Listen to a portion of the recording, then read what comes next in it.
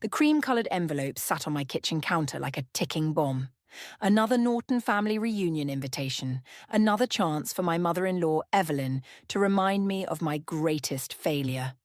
I traced my finger along the gold-embossed edges, fighting the urge to tear it to shreds. My name is Victoria, and for the past 8 years I've been married into one of Boston's most traditional families. The kind where Sunday dinners are mandatory, and having children isn't just expected, it's practically written into the prenup. "You're staring at that invitation like it might bite you," Logan said, wrapping his arms around my waist from behind. My husband's touch was gentle, but I could feel the tension in his body. He knew what was coming.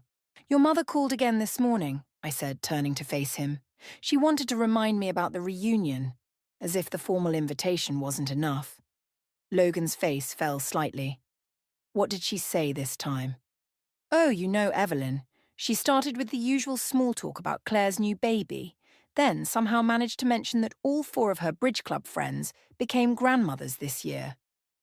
I forced a smile. "Subtle as a sledgehammer, your mother." "Vic, I can tell her to back off." "Can you?" I stepped away from him, my voice sharper than intended. "Because the last 3 times you said that, you sat there quietly while she went on about her friend's daughter who had twins through IVF." The kitchen fell silent except for the gentle hum of the refrigerator.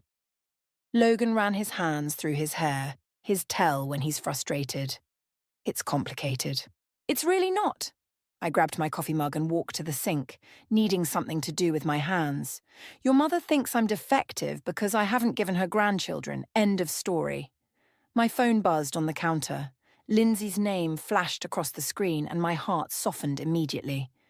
I answered, turning away from Logan. "Hey, sweetie, everything okay? Aunt Vic, can you help me with my history project, the one about family trees?" Lindsay's voice carried the same gentle lilt as her mother's, my sister Jade's, and it made my chest ache. "Of course. I'll pick you and Camden up after school, okay? We can work on it at my place." After hanging up, I caught Logan watching me with that look, the one that mixed love with guilt. He knew about my promise to Jade, made in a sterile hospital room 5 years ago. The promise that changed everything. "They need me," I said simply. "I know." Logan stepped closer, hesitating. "But maybe if we told my family about Lindsay and Camden." "No." The word came out like a whip crack. "They're not props to make your mother feel better about my choices. They're my sister's children, and I promise to protect them." The doorbell rang, saving us from another circular argument. I opened it to find Cora, my best friend since college, holding 2 cups of coffee and wearing her intervention face. "You got the reunion invitation, didn't you?" she asked, pushing past me into the house. "Logan, sweetie, give us a minute." Logan nodded, grabbing his keys. "I need to head to the office anyway, we'll talk later." After he left, Cora handed me one of the coffees. "Spill it. How bad was Evelyn's latest passive-aggressive attack?" She sent me a link to a fertility specialist. Said she's worried about my biological clock. I sank onto the couch, the weight of years of judgment pressing down on my shoulders. "Jesus." Cora sat beside me. "You know, you could just tell them the truth. About Jade, about the kids, and have Evelyn Norton, queen of the country club set, know that her daughter-in-law is raising her dead sister's children instead of producing proper Norton heirs." I laughed bitterly. She'd probably try to have my marriage annulled. "Or maybe she'd finally understand why you've made the choices you have." Cora touched my arm. "Vic, I was there when Jade made you promise. I saw what it did to you. You're not just their aunt. You're the only mother they have left." My phone buzzed again. A text from Camden asking if we could have pizza for dinner. Looking at his message, I remembered the day of Jade's funeral, holding my sister's hand as she made me swear to give her children the life she no longer could. "The reunion's in 2 weeks," I said, putting my phone down. "Maybe it's time the Norton family learns what real family loyalty looks like." Cora's eyes widened. "Victoria Norton, are you planning something?" I smiled, thinking of Jade, of Lindsay and Camden, of all the times I've swallowed Evelyn's barbed comments. Let's just say karma's been a long time coming. The Norton family's dining room always felt like a courtroom, with Evelyn presiding as judge and jury. Tonight was no different as I sat at the massive mahogany table, watching her arrange flowers with surgical precision while delivering her latest verdict on my life choices. "Did you hear about Patricia's daughter?" Evelyn asked, not looking up from her roses. "She just found out she's expecting twins, and she's 42. She paused meaningfully. Modern medicine is simply miraculous these days. I gripped my wineglass tighter, counting to 10 in my head. Logan squeezed my knee under the table but remained silent. "That's wonderful for Patricia," I managed, taking a long sip of Merlot. "Indeed." Evelyn's perfectly manicured fingers adjusted a stem. "You know, Victoria, I ran into Dr. Harrison at the club yesterday. He's one of the top fertility specialists in Boston. I took the liberty of making you an appointment." "Mother," Logan finally interrupted, but his voice lacked conviction. "What?" "I'm simply looking out for my son's interests." She turned to Logan. "Darling, you're not getting any younger. Don't you want children of your own?" My phone vibrated in my purse, probably Lindsay asking about tomorrow's science test. I reached for it, but Evelyn's sharp look made me pause. "No phones at dinner, Victoria. We're having family time." I bit back a laugh at the irony. If only she knew about the family waiting for me at home. Matthew, Logan's brother, arrived late as usual, bringing a welcome interruption. "Sorry, everyone. Traffic was hell." He kissed Evelyn's cheek and gave me a sympathetic smile. Of all the Nortons, he'd always been the most human. "Matthew, dear, you remember Caroline from the club?" Evelyn brightened. "She's divorced now and she has the most adorable little boys. I thought perhaps—" "Mom, stop." Matthew dropped into his chair. "I'm perfectly happy being single. And while we're at it, maybe ease up on Vic about the baby thing." The room went silent. Even the grandfather clock in the corner seemed to hold its breath. "I'm simply concerned," Evelyn said, her voice dropping to that dangerous whisper I'd come to dread. "When Logan married Victoria, we all assumed they'd start a family right away. 8 years later," she spread her hands in a gesture that managed to convey both helplessness and accusation. "There's nothing wrong with Victoria," Logan said, but his defense came too late and too weak. "Of course not, dear. But perhaps there are other issues we should discuss." Evelyn's eyes locked onto mine. "Victoria, have you considered that maybe you're being selfish?" The word hung in the air like poison gas. I thought of Lindsay and Camden waiting at home with their sitter, of homework help and nightmare comfort and birthday parties, of being there for every moment their mother couldn't be. Selfish? I set my wineglass down carefully. That's an interesting choice of words. "Well, dear, you must understand. Logan comes from a long line of—" My phone buzzed again. This time I grabbed it. "Victoria," Evelyn warned. "It's important," I said, checking the message. Camden's fever had spiked to 102. "I need to go." "In the middle of dinner?" Evelyn's voice could have frozen hell. "Really, Victoria, whatever it is can surely wait." "No, it can't." I stood up, gathering my things. "Logan, are you coming?" He hesitated, looking between his mother and me. "Vic, maybe we should—" "Fine." I grabbed my keys. "I'll handle it myself, like I always do." "Handle what?" Evelyn called after me. "Victoria, this behavior is completely unacceptable." Matthew followed me to the door. "Everything okay?" "Camden's sick," I whispered. "He needs me." His eyes softened with understanding. He was the only Norton who knew about Jade's kids. He'd caught me picking them up from school one day and kept my secret. "Go. I'll smooth things over here." As I drove home, my phone rang. Logan. "You embarrassed my mother," he said without preamble. "Camden has a fever of 102, but sure, let's talk about your mother's feelings." "Vic, you know how she is. If you'd just explain—" "Explain what?" "That while she's been busy judging me for not giving her grandchildren, I've been raising 2 kids who actually need me.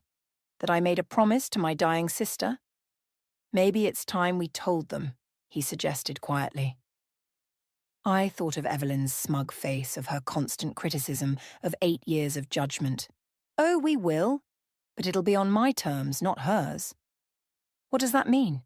It means I'm done playing by her rules. I pulled into my driveway, seeing the babysitter's worried face through the window. I have to go.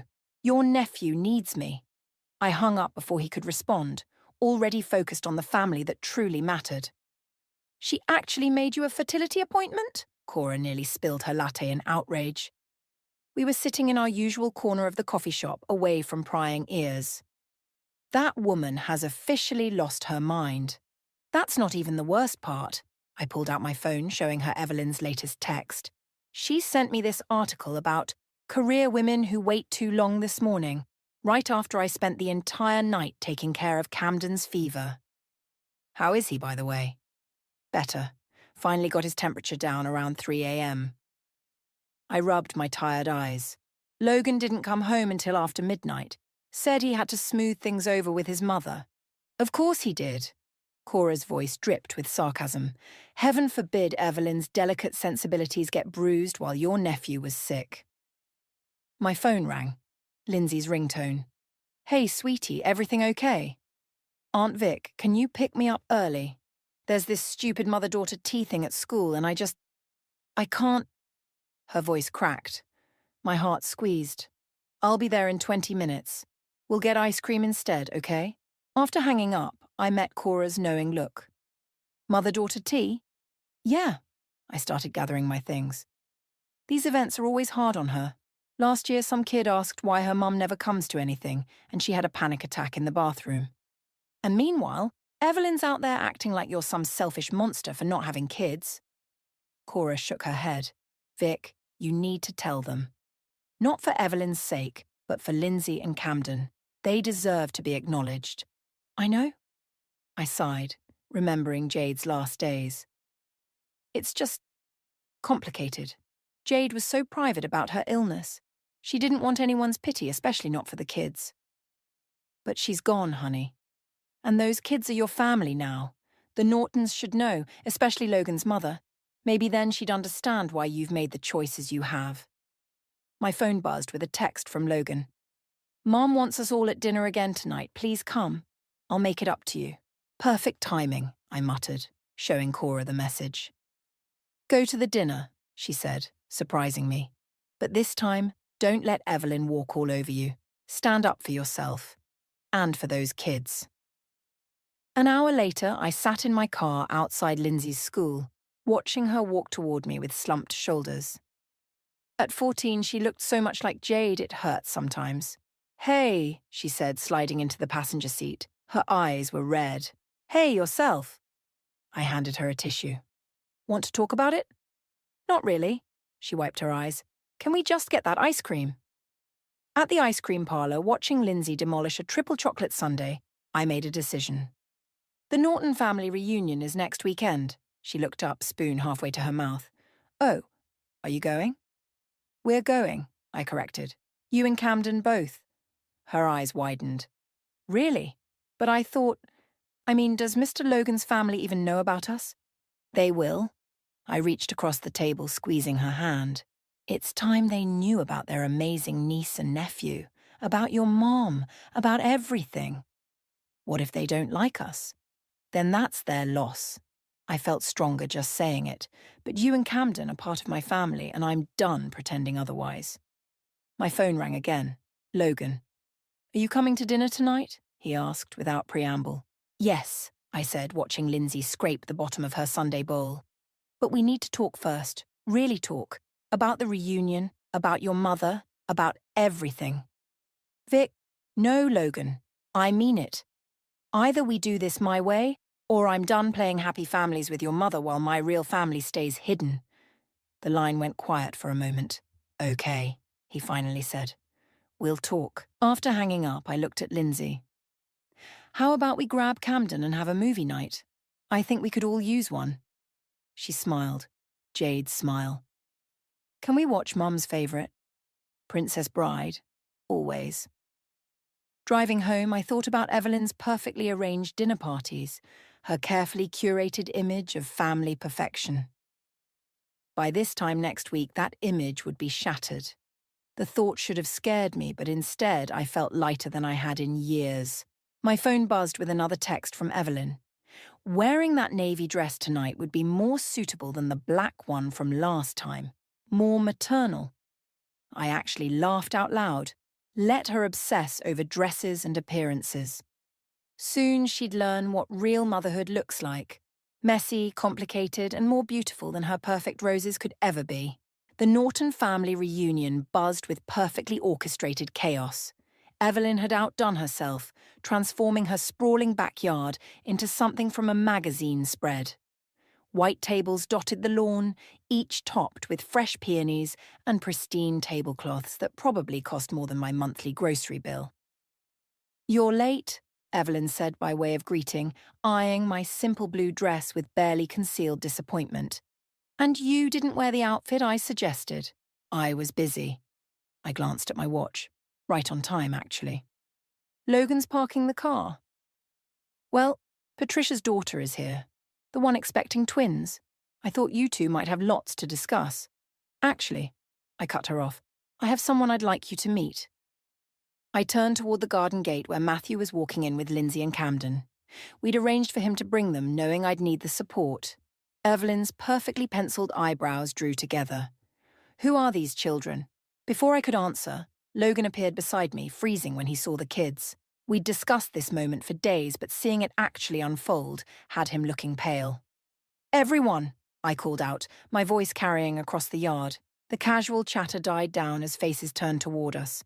"I have an announcement to make." "Victoria," Evelyn hissed. "This is hardly the time." "It's exactly the time." I walked over to Lindsay and Camden, putting an arm around each of them.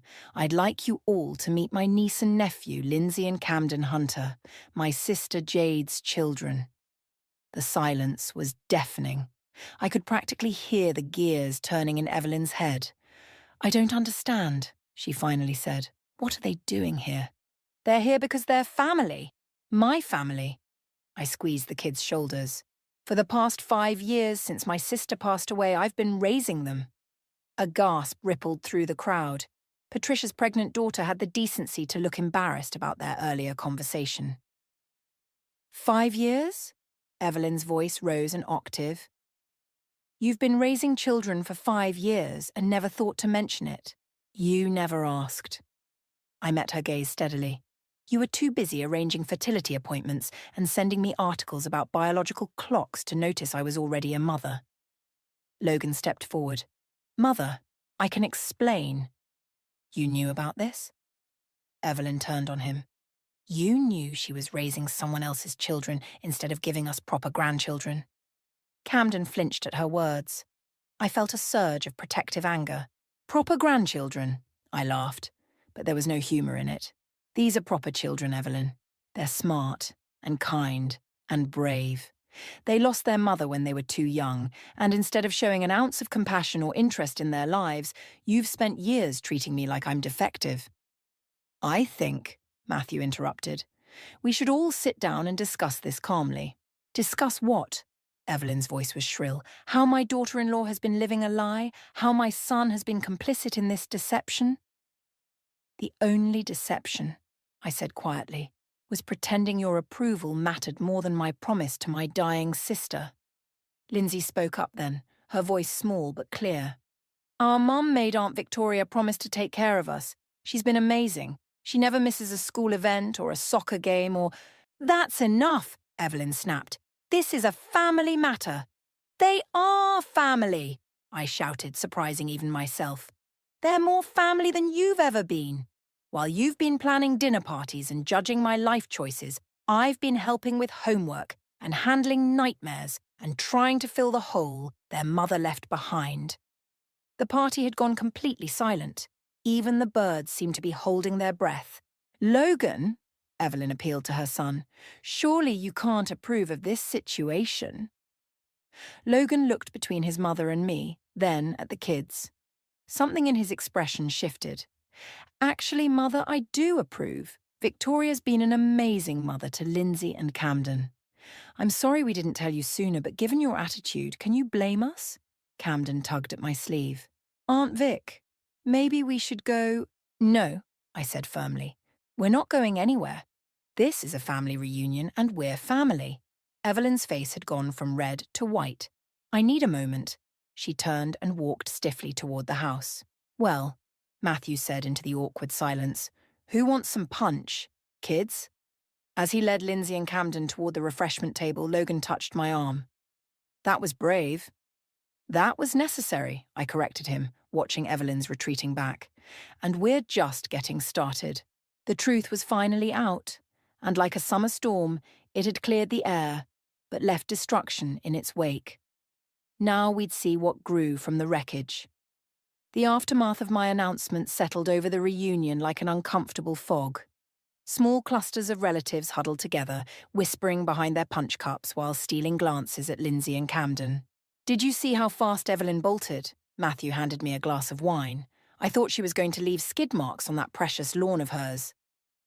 I'm more worried about the kids, I watched as Lindsay picked at her plate, barely touching the food. Camden had attached himself to Logan, who was awkwardly trying to explain the rules of croquet. They're tougher than you think, Matthew said. Just like their aunt. A commotion near the house drew our attention. Logan was storming out, his face red, with Evelyn following close behind. Don't you dare walk away from me, she called out. We're not finished discussing this. Yes, we are, Mother. Logan's voice carried across the lawn. I've listened to you berate my wife for 8 years. I'm done. I started toward them, but Matthew caught my arm. Let him handle this. You've let her make a mockery of this family. Evelyn's voice was reaching new heights. Taking in those children instead of... Instead of what? Logan whirled around. Instead of having proper children? Do you hear yourself? Those kids lost their mother. Victoria stepped up when they had no one else. If anything, that makes her more worthy of respect, not less. Several guests began making discreet exits, mumbling awkward goodbyes. I noticed Lindsay had disappeared and found her sitting alone behind a large oak tree. Hey, I said, sliding down beside her. You okay? Everyone's fighting because of us. She pulled her knees to her chest. Maybe we shouldn't have come. No, they're fighting because of years of secrets and judgment. None of this is your fault. She hates us, Lindsay whispered. Mr. Logan's mum. She looked at us like we were something gross on her shoe. Evelyn looks at everyone that way. It's her default setting.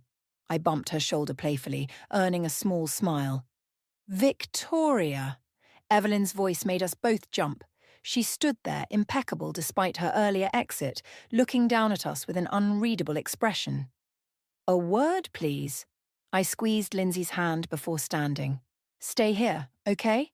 Evelyn led me to a quiet corner of the garden. Logan tells me you made a promise to your sister. I did. And these children, they're well cared for. They're loved, I corrected. They're supported. They're given everything they need, including the space to miss their mother without feeling guilty about it. She flinched at that. You should have told us.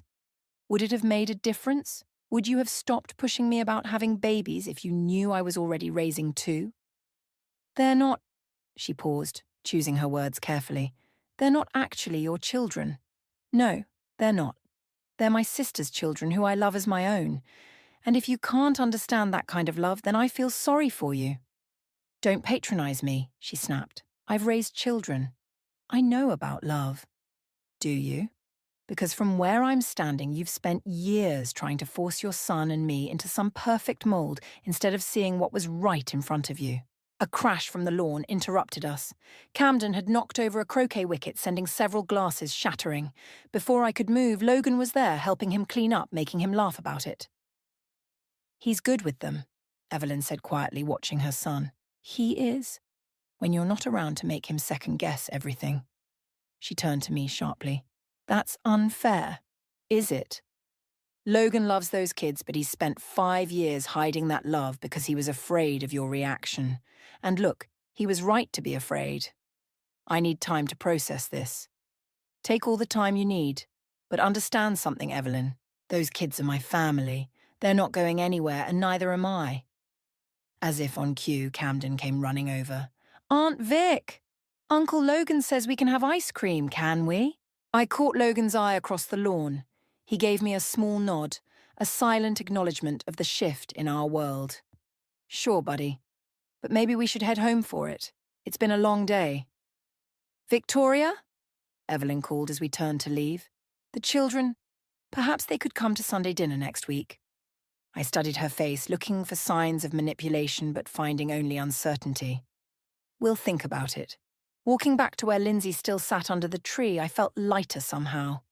The truth was messy and uncomfortable, but it was out there now, impossible to ignore or hide away. Ready to go home? I asked, helping Lindsay up. She looked back at Evelyn, who was watching us with an expression caught between regret and curiosity. Yeah, but maybe it'll get better now. Maybe, I agreed, gathering Camden close. But either way, we have each other.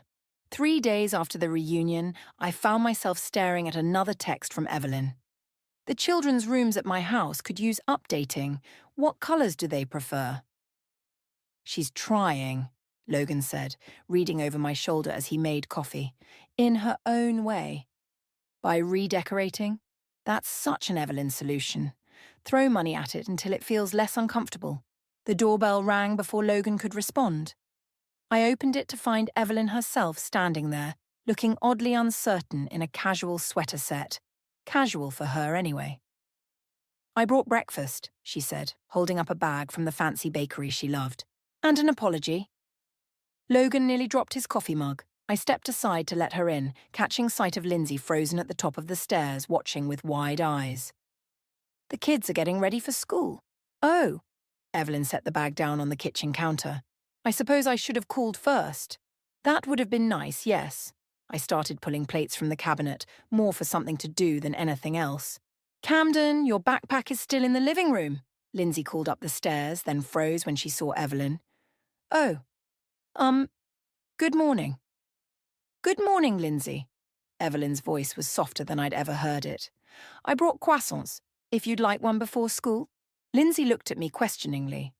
I nodded. Thanks, she said, sliding onto a kitchen stool. They smell good. Camden thundered down the stairs then, his usual morning whirlwind. Aunt Vic, I can't find my science homework, and I need it today because… Oh. He stopped short at the sight of Evelyn. An uncomfortable silence filled the kitchen. Check the blue folder, I said finally. The one we organised last night? Right. He darted back upstairs. He's energetic, Evelyn observed. He's 10, I replied, and running late, as usual. Lindsay, can you go help him find that folder? Once the kids were upstairs, Evelyn turned to me. I've been doing a lot of thinking. That must have been uncomfortable for you, I couldn't help saying. Victoria, Logan warned. No, she's right to be angry. Evelyn smoothed her already perfect hair. I've been… difficult. Difficult? I laughed. You've been cruel. Not just to me, but to Logan. Do you know how hard it's been for him, keeping this secret because he was afraid of your reaction? Mom, Logan started, but Evelyn held up a hand. Let me finish. She took a deep breath. When your sister died, Victoria, when you took in her children, you were doing exactly what a mother should do. What I should have done was support you, not judge you. Found it! Camden came racing back down, waving his folder triumphantly. He skidded to a stop in front of Evelyn. Are you really our grandmother now? The question hung in the air like a live wire. Camden, I began, but Evelyn surprised me. I'd like to be, she said quietly, if you'll let me. Lindsay appeared at the bottom of the stairs. Why? Because you feel guilty? Lindsay, Logan admonished, but I shook my head at him. She had a right to ask. Partially, yes, Evelyn admitted, but also because I've missed out on 5 years of knowing 2 remarkable children, because my son loves you both, because your aunt has shown me what real strength looks like. Mom, Logan's voice cracked. We should go, I said, checking the time. The kids will be late for school. Of course, Evelyn stood, but perhaps dinner on Sunday? All of us? I looked at the kids. Camden was already nodding enthusiastically, but Lindsay was more hesitant.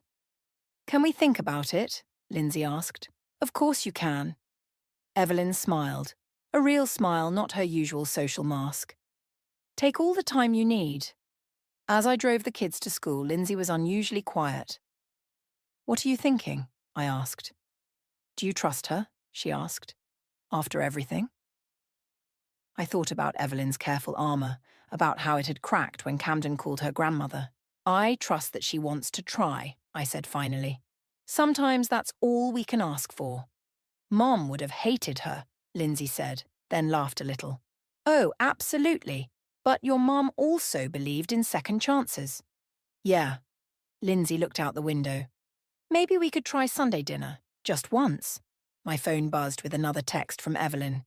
"The children's rooms. Purple for Lindsay, blue for Camden. We can shop this weekend if they'd like." I showed it to Lindsay, who rolled her eyes but smiled. She really doesn't do subtle, does she? "Nope." I typed back a quick response. "Ask them yourself on Sunday." Sometimes karma works in mysterious ways, I thought. Sometimes it looks like croissants and paint samples and the slow, careful building of bridges you never expected to cross. Sunday dinner at Evelyn's house felt like walking into a carefully choreographed play where nobody quite knew their lines. The dining room table was set with the good china. Not the heirloom set she usually used, I noticed, but newer pieces with cheerful patterns. "I thought these might be more appropriate," Evelyn said, following my gaze. "Less formal." "They're pretty," Camden said, running his finger along the rim of a plate until I gently stopped him. "I made mac and cheese," Evelyn announced, sounding almost proud. "The cook helped, of course, but I thought..." "Well, Logan mentioned it's Camden's favourite." Logan squeezed my hand under the table. This was his mother's version of trying, trading her usual duck confit for comfort food, her precious antiques for family-friendly plates. "Actually," Lindsay spoke up, "Camden likes the boxed kind better. The orange powder stuff?" An awkward silence fell. I held my breath, waiting for Evelyn's reaction. To everyone's surprise, she laughed. "Well, I suppose I should have asked first. There's still much I need to learn about my grandchildren." The word grandchildren hung in the air like a peace offering. "Mum," Logan started, but was interrupted by the doorbell. "That would be Matthew," Evelyn said. "I hope you don't mind. I thought having him here might make everyone more comfortable." Matthew breezed in, carrying what looked suspiciously like a box of mac and cheese. "Backup plan," he stage-whispered to Camden, who giggled. As we settled in to eat, Evelyn cleared her throat. "Before we begin, I'd like to say something." She looked directly at me. "Victoria, I owe you an apology. A real one, not just the fumbling attempt I made the other day." "Mother, maybe this isn't the time." "It's exactly the time, Logan." She squared her shoulders. "I've spent years judging you, Victoria, when I should have been supporting you. I was so focused on what I thought family should look like that I couldn't see the beautiful family right in front of me." "Is this the part where we all hug and cry?" Lindsay asked. But there was less edge to her voice than usual. "No, dear," Evelyn smiled. "This is the part where I ask if you and Camden would be willing to tell me about your mother." The fork slipped from my hand, clattering against the china. Lindsay's eyes went wide. You want to know about Mom?" "Very much so." Evelyn's voice softened. She must have been remarkable to have raised such remarkable children, and to have inspired such devotion in her sister. Camden pulled something from his pocket, the worn photo of Jade he always carried. "This is her," he said, sliding it across the table. "At my 5th birthday, before she got sick." Evelyn studied the photo carefully. "She has your smile, Lindsay, and Camden's eyes." "She used to sing really badly in the car," Lindsay said suddenly. "Like really badly. And she made up weird names for everything. She called vegetables garden candy to try to get us to eat them." "Never worked, though," I added, finding my voice. "She couldn't cook to save her life. That's why we had so much takeout." "Tell me more," Evelyn said. And for once there was no judgment in her voice, just genuine interest. For the next hour, stories about Jade flowed freely. Camden talked about how she'd let him wear his Superman costume to the grocery store. Lindsay remembered the time she tried to bake cookies and set off the smoke alarm. Even Logan shared memories of meeting her at our wedding. "She would have hated me, wouldn't she?" Evelyn asked finally. Oh, absolutely, I laughed, then caught myself. I mean, good, Evelyn nodded firmly. She sounds like an excellent judge of character, which means she was right to trust you with her children. Matthew raised his glass. To Jade, he said, who knew exactly what she was doing when she chose Victoria. To Mom, Lindsay and Camden said together. As we finished dinner, Evelyn pulled me aside. I had the rooms prepared upstairs, for when the children visit. If they want to, that is. No pressure. Purple for Lindsay? I asked, remembering her text. Actually, I thought they might like to choose for themselves. We could go shopping next weekend, all of us. I looked over at the dinner table where Camden was teaching Logan some complicated handshake, while Lindsay showed Matthew pictures on her phone. This wasn't the family I'd imagined when I married Logan, but maybe it was better than anything we could have planned. I'd like that, I said. But, Evelyn, no more fertility doctor recommendations. Darling, I already have 2 perfect grandchildren. Why would I need more? And just like that, 8 years of tension began to unravel, replaced by something new and uncertain but full of possibility. Now, Evelyn said, tell me more about this boxed mac and cheese obsession. Should I be concerned? Mum would have loved this, Lindsay said, helping me arrange flowers on Jade's grave. We'd brought her favourite, yellow daisies, the kind she used to pick from our childhood backyard. She would have laughed at all of it, I agreed, especially Evelyn trying to learn TikTok dances with you last week. I still can't believe she posted that, Lindsay grinned, adjusting a daisy. Camden's friends keep asking if their cool grandmother can come to their soccer games too. Speaking of which, I checked my phone. We should head over to the field. Your brother's championship game starts in an hour. Can we just stay here a minute? Lindsay sat cross-legged by the headstone. I want to tell Mom something. I settled beside her, watching as she traced her fingers over Jade's name. Hey, Mom, she started. So, remember how Aunt Vic always said everything happens for a reason? Even the really awful stuff? She glanced at me. I think I get it now, because if you hadn't made her promise to take care of us, we wouldn't have this weird, crazy family we have now. A car door slammed in the distance, and I looked up to see Logan and Evelyn walking toward us, Camden bouncing between them in his soccer uniform. I brought his lucky water bottle, Evelyn called out. The one with the dinosaurs. He left it at our house after Sunday dinner. And snacks, Camden added. Grandma got the good stuff, not the healthy things Aunt Vic usually packs. Of course she did, I muttered, but couldn't help smiling. Evelyn approached the grave carefully, holding a small bouquet of her prized roses. May I? Lindsay nodded, moving aside to make room. Hello, Jade, Evelyn said softly, placing the roses. I'm sorry I never got to meet you, but thank you for trusting your children to Victoria. She's taught me more about being a mother than I ever taught Logan. Mom, Logan protested, but he was smiling. It's true, Evelyn continued. I spent so many years focused on what I thought family should be that I almost missed out on what it actually is. She turned to me. Victoria, I have something for you. She pulled an envelope from her purse.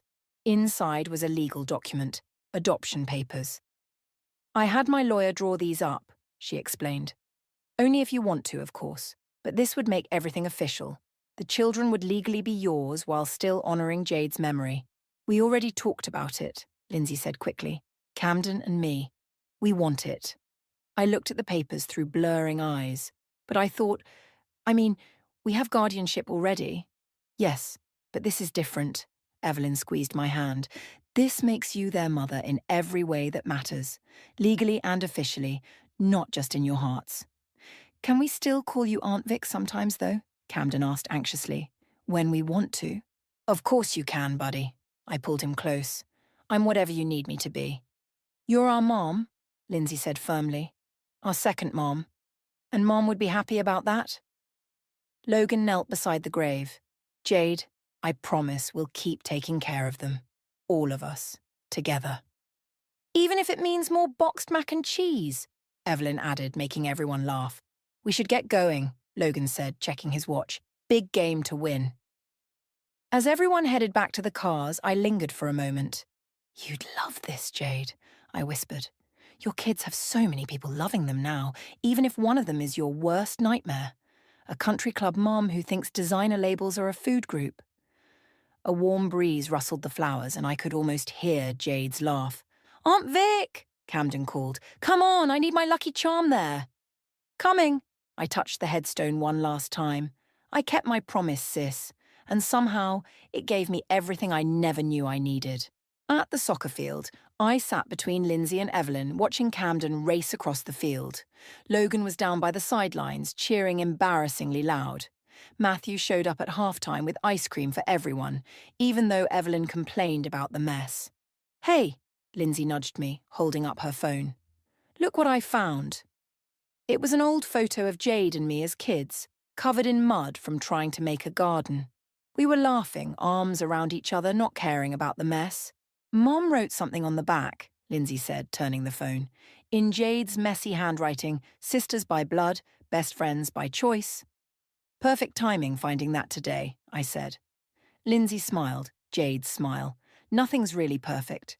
But this," she gestured at our noisy, messy, beautiful family, "this comes pretty close." Camden scored the winning goal, and as we all rushed the field to celebrate, I felt it. That sense of everything being exactly as it should be. Not perfect, but real. Not what I'd planned, but somehow better. Just like Jade would have wanted it. Jade would have wanted it. Jade would have wanted it. Jade would have wanted it. Jade would have wanted it.